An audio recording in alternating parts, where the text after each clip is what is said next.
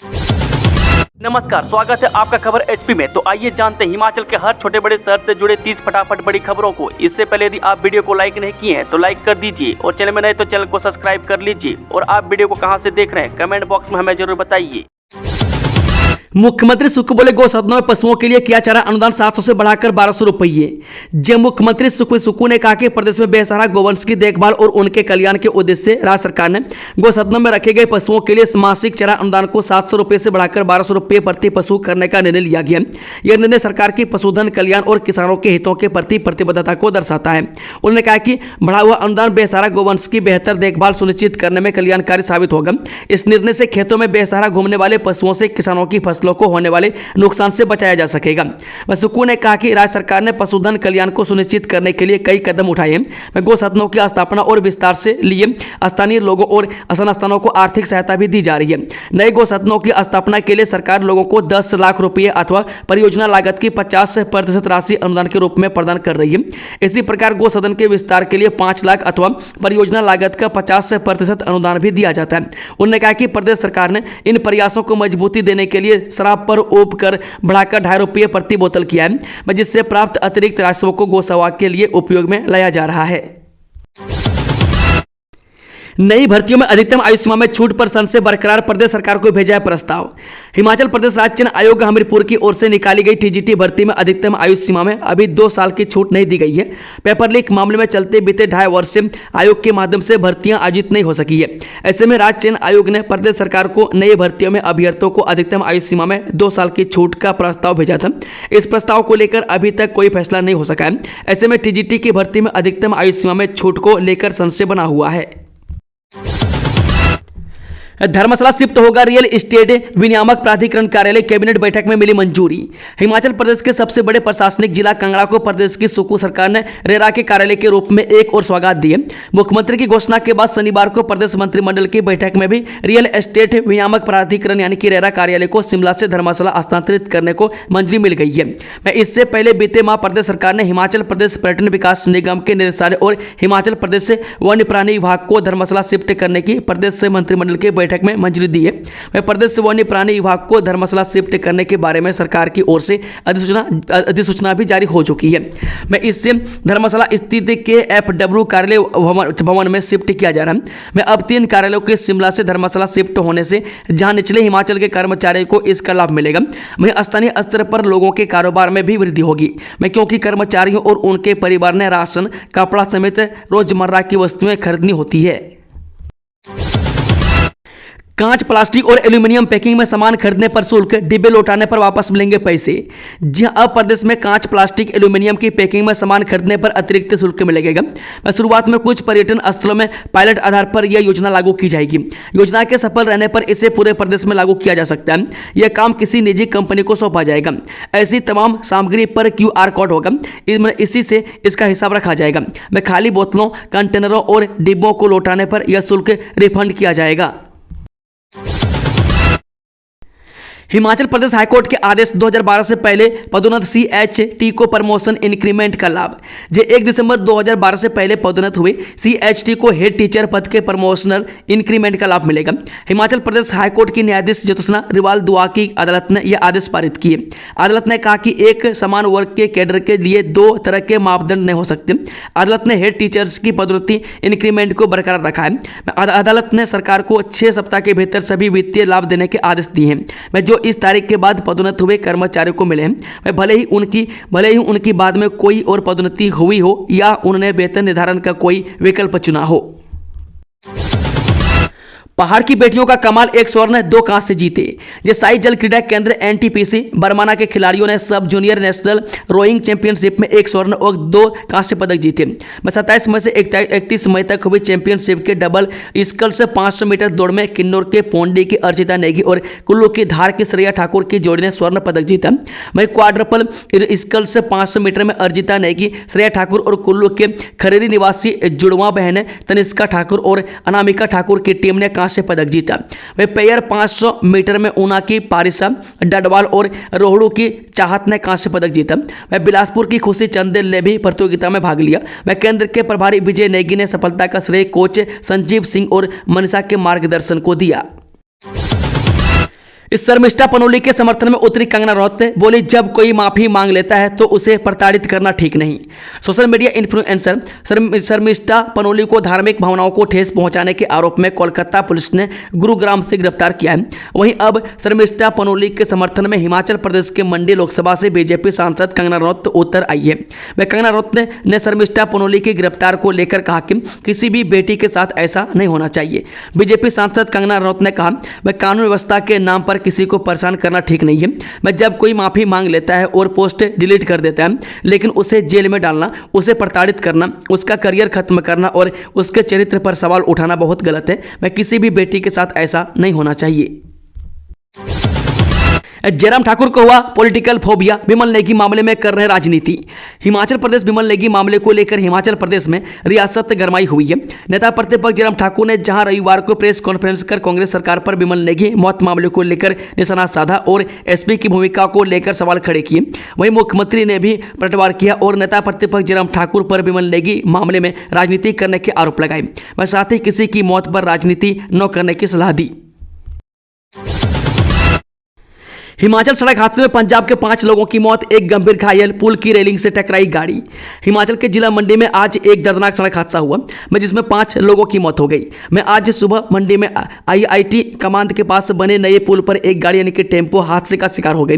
मैं गाड़ी में 6 लोग सवार थे, मैं जिनमें से 5 लोगों की मौके पर ही मौत हो गई, मैं जबकि एक व्यक्ति गंभीर रूप से घायल हो गया, मैं जिसका जोनल अस्पताल मंडी में इलाज चल रहा है। 3 दिवसीय प्रवास पर सीएम सुक्खू जाएंगे कांगड़ा, विभिन्न विकास योजनाओं का करेंगे शिलान्यास व लोकार्पण। हिमाचल प्रदेश के मुख्यमंत्री सुखविंदर सुक्खू को 2 जून को शिमला से जिला हमीरपुर में रहेंगे। इस दौरान मुख्यमंत्री विभिन्न परियोजनाओं का भी शिलान्यास करेंगे। इसके बाद मुख्यमंत्री करीब 2 बजे जिला कांगड़ा के सपड़ी में पहुंचेंगे, मैं जहां से वे करीब 2:05 पर सपड़ी से ज्वालामुखी के लिए रवाना होंगे। मैं 2:10 पर मुख्यमंत्री ज्वालामुखी पहुंचेंगे और यहाँ पुलिस चौकी का उद्घाटन करेंगे। इसी के साथ सीएम सुक्खू अग्निशमन विभाग की फायर स्टेशन की आधारशिला रखेंगे। हिमाचल में पंचायत चुनाव की आहट, बीडीओ और पंचायत सचिवों की ट्रांसफर पर लगी रोक। हिमाचल अब पंचायती राज संस्थाओं के लिए होने वाले चुनाव की दिशा में आगे बढ़ रहा है। वह प्रदेश में इस साल दिसंबर महीने में पंचायती राज संस्थाओं के लिए चुनाव का ऐलान हो सकता है, जिसके लिए अब करीब 6 महीने का समय शेष बचा है। ऐसे में चुनाव की तैयारियों की आहट अब स्पष्ट रूप से सुनाई देने लगी है।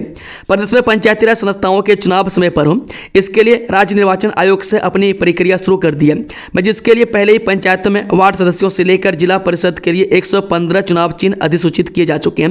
वह पंचायती राज संस्थाओं के लिए नामांकन प्रक्रिया पूरी होते ही इन चुनाव चिन्ह को उम्मीदवारों को आवंटित किया जाएगा।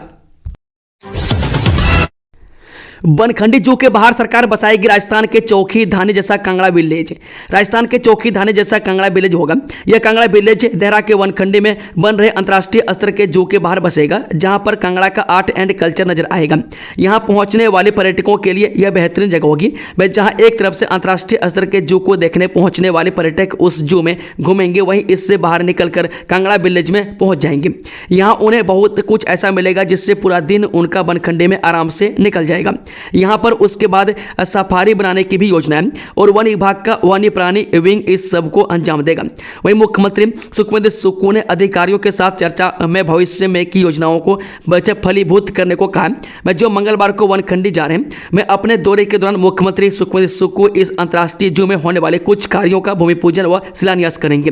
पर्यटन मानचित्र में सरकार का इस तरह का प्रयास भविष्य में साफ नजर आएगा और बड़े पैमाने पर यहां टूरिज्म विकसित होने की पूरी संभावनाएं हैं। कोरोना ने फिर पकड़ी रफ्तार, देश में एक्टिव केस बढ़कर हुए 3758, बीते 24 घंटों में 2 की मौत। देश में एक बार फिर कोरोना के बढ़ते मामलों ने चिंता बढ़ा दी है। देश में कोरोना के एक्टिव केस की संख्या बढ़कर 3758 हो गई है। बीते 24 घंटों के दौरान देश में कोरोना के 363 नए मामले सामने आए, जबकि 1818 मरीजों को इलाज के बाद डिस्चार्ज कर दिया गया है। वहीं बीते 24 घंटों में कोरोना से देश में 2 लोगों की मौत भी हुई है। इनमें से एक मौत कर्नाटक में हुई है, जबकि दूसरी मौत केरल में हुई है। कर्नाटक में एक 63 वर्षीय बुजुर्ग मरीज ने दम तोड़ दिया है, जिन्हें पहले से अन्य बीमारियां थी।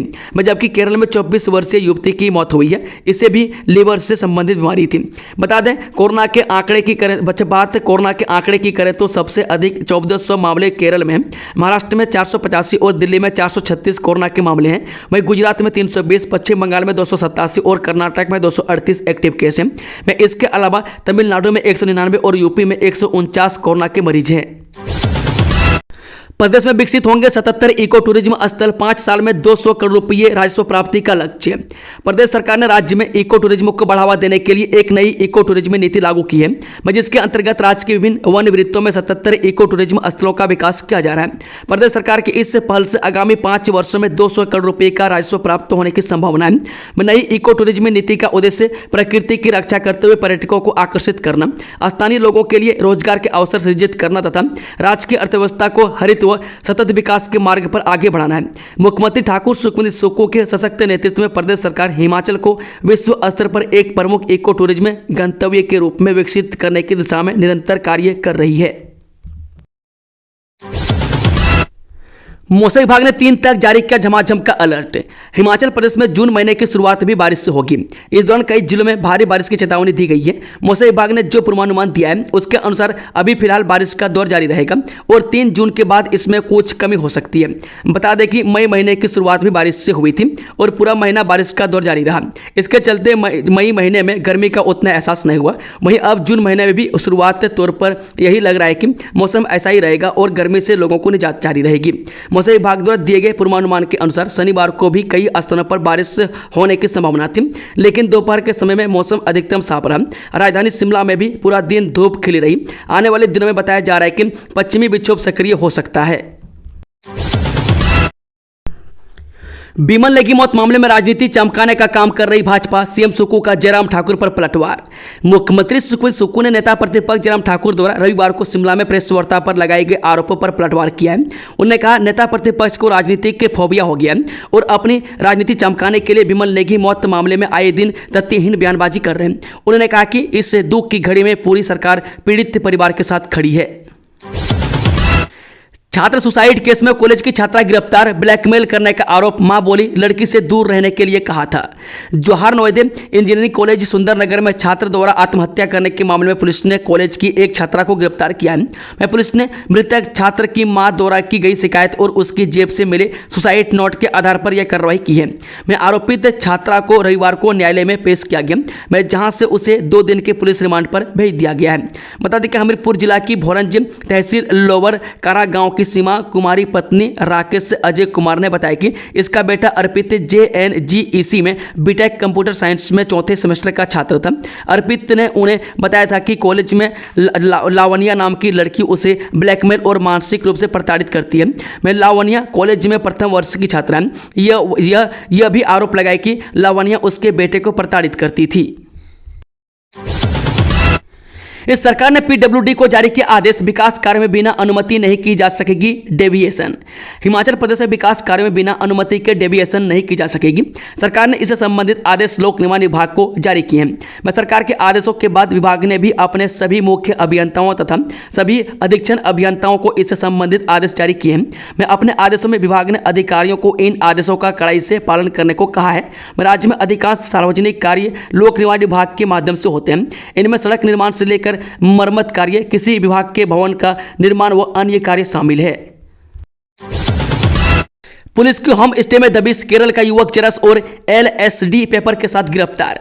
जब जिला कुल्लू के मणिकर्ण में पुलिस ने नशा तस्करी के खिलाफ बड़ी कार्रवाई करते हुए एक युवक को चरस और LSD पेपर के साथ गिरफ्तार किया है। आरोपी के कब्जे से 12 किलो 33 ग्राम चरस और 0.28 ग्राम LSD पेपर बरामद हुआ है। जानकारी के अनुसार मणिकर्ण पुलिस थाना की टीम को गुप्त सूचना मिली कि 8 cafe and Parvati home stay में कमरा नंबर 101 में एक युवक ठहरा हुआ है, जिसके पास नशे का सामान है। इस सूचना के आधार पर पुलिस टीम ने मौके पर दबिश देकर चरस और LSD पेपर बरामद किया और युवक को गिरफ्तार कर लिया।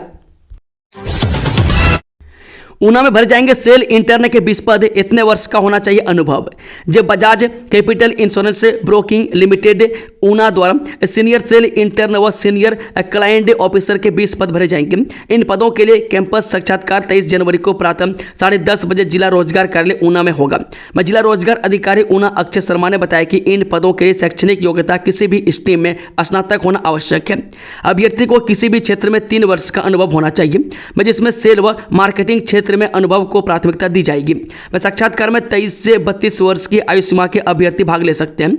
इस पद के लिए वेतन 14,000 रुपये से 18,000 रुपये प्रतिमाह दिया जाएगा। उन्होंने बताया कि इच्छुक अभ्यर्थी अपनी शैक्षणिक योग्यता प्रमाण पत्र, जन्म तिथि, रोजगार कार्यालय, पंजीकरण कार्ड, आधार कार्ड, 2 पासपोर्ट साइज फोटोग्राफ के साथ साक्षात्कार में भाग ले सकते हैं। वह प्रमाण पत्र मूल रूप से प्रस्तुत करना होगा। यह है हिमाचल का 15 मंजिला ताजमहल। टूटे दिल से राजा ने अमर कर दिया था अपना प्रेम। जब भारत की धरती पर प्रेम की अनेक अमर कहानियां आज भी सांस ले रही हैं। मैं कुछ ग्रंथों में लिखी गई तो कुछ पत्थरों और संगमरमर में तराशी गई है। और जब प्रेम दिल में उतर कर पत्थरों में ढल जाए तो वो केवल स्मृति नहीं, इतिहास बन जाता है। कहते हैं कि जब प्यार पत्थरों से बात करता है तो कुछ ऐसा अजूबा बना देता है जो सदियों तक खड़ा रहता है। शिमला में साइबर सिक्योरिटी पर जागरूकता कार्यक्रम। डीआईजी मोहित चावला ने दिए स्मार्ट सेफ्टी टिप्स। जो रोटरी क्लब शिमला और रोट्रैक्ट क्लब डेंटल कॉलेज की तरफ से शनिवार को डेंटल कॉलेज और हॉस्पिटल में एक खास साइबर सिक्योरिटी अवेयरनेस प्रोग्राम का आयोजन किया गया।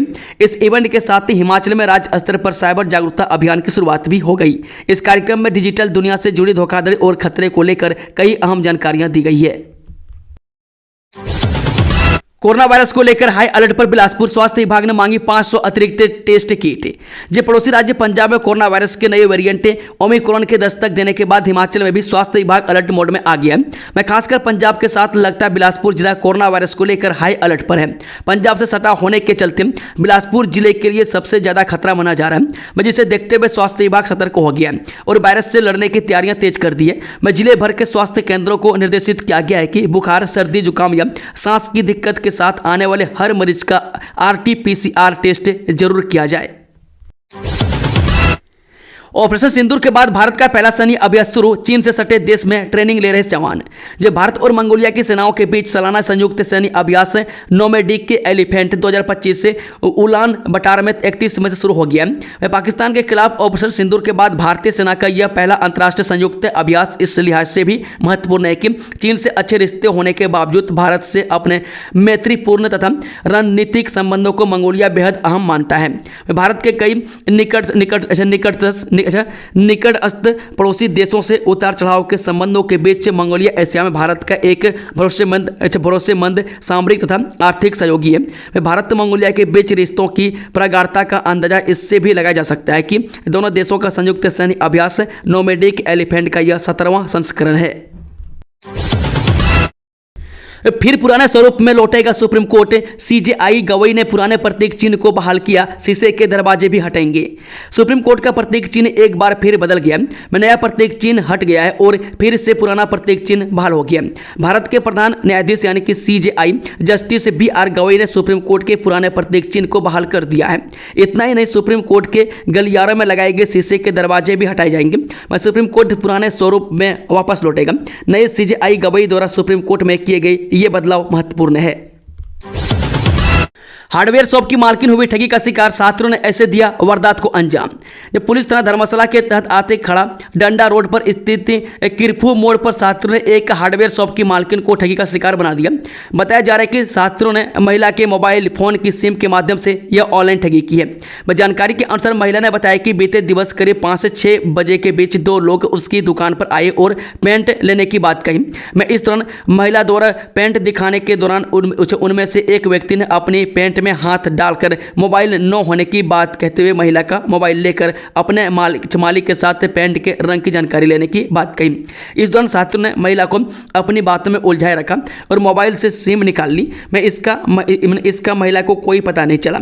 इसके बाद छात्र व्यक्ति ने अपने वाहन से पर्स लेकर महिला को पेंट के बदले पैसे देने की बात कही। कुल्लू के इस गांव में भीषण अग्निकांड, 2 परिवारों को 2.5 मंजिला मकान जलकर राख। जब कुल्लू जिला के अंतर्गत आते जाना गांव में हुए भीषण अग्निकांड में 2 परिवारों को 2.5 मंजिला मकान पूरी तरह जलकर राख हो गया। यह मकान पारंपरिक कास्ट कोने शैली में बना हुआ था। में आग इतनी भयावह थी कि मकान के 6 कमरे और बरामदे सहित लगभग पूरा ढांचा जलकर खाक हो गया। में उक्त मकान में गुड्डी देवी पत्नी चेतराम और बबलू पुत्र चेतराम अपने परिवारों के साथ रहते थे। में घटना में दोनों परिवारों के सोने चांदी के आभूषण, रसोई का सामान, फ्रिज, टीवी, बिस्तर और अन्य जरूरी घरेलू वस्तुएं भी पूरी तरह जल गई। में आग से करीब 30 लाख रुपए से अधिक के नुकसान का अनुमान लगाया गया है। इस साच पास में बर्फबारी से चंबा पांगी मार्ग बंद, पर्यटकों व स्थानीय लोगों की बड़ी मुश्किलें। हिमाचल प्रदेश के चंबा जिले में मौसम के अचानक बदले मिजाज ने जनजीवन पर असर डालना शुरू कर दिया है। शनिवार रात को निचले इलाकों में तेज बारिश हुई, जबकि ऊपरी क्षेत्र में ताजा हिमपात दर्ज किया गया। चुरात क्षेत्र की ऊंचाई पहाड़ियों पर हुई बर्फबारी के कारण चंबा किलार मार्ग पूरी तरह बंद हो गया है। प्रशासनिक जानकारी के अनुसार चंबा और पांगी घाटी को जोड़ने वाले महत्वपूर्ण साच पास पर करीब 1.5 फुट तक ताजा बर्फबारी हुई है। लगभग 14,500 फुट की ऊंचाई पर स्थित इस दर्रे में ताजा बर्फबारी के बाद प्रशासन ने एहतियात के तौर पर यातायात पर पूर्ण प्रतिबंध लगा दिया है। इससे पांगी घाटी के निवासियों को अब चंबा जिला मुख्यालय पहुंचने के लिए जम्मू कश्मीर या कुल्लू होते हुए सैकड़ों किलोमीटर लंबा रास्ता तय करना पड़ेगा। मंदिर प्रांगण में कहर बनकर गिरा पेड़, 14 साल के मासूम की मौके पर गई जान। हरोली उपमंडल के अंतर्गत आने वाले गांव नंगल कला के वार्ड नंबर 2 में एक दिल दहला देने वाली घटना सामने आई है। बाबा बालकनाथ मंदिर प्रांगण में आयोजित भंडारे के लिए साफ सफाई के दौरान अचानक एक पेड़ गिर गया, जिसकी चपेट में आकर 14 वर्षीय किशोर की मौके पर ही मौत हो गई, जबकि उसका ताया गंभीर रूप से घायल हो गया। पंजाब की युवती को पहले दिया लिफ्ट, फिर कोल्ड ड्रिंक में नशा देकर किया दुष्कर्म। पंजाब की एक युवती के साथ हिमाचल प्रदेश के मंडी जिले में गैंग रेप का सनसनीखेज मामला सामने आया। युवती ने आरोप लगाया कि उसे मोहाली से मंडी आने के लिए लिफ्ट दी गई थी, जिसके बाद कोल्ड ड्रिंक में नशीला पदार्थ मिलाकर उसे पिलाया गया और फिर बेहोशी की हालत में उसके साथ दुष्कर्म किया गया। पुलिस ने पीड़िता की शिकायत पर 4 युवकों के खिलाफ मामला दर्ज कर लिया है और उनकी तलाश शुरू कर दी है।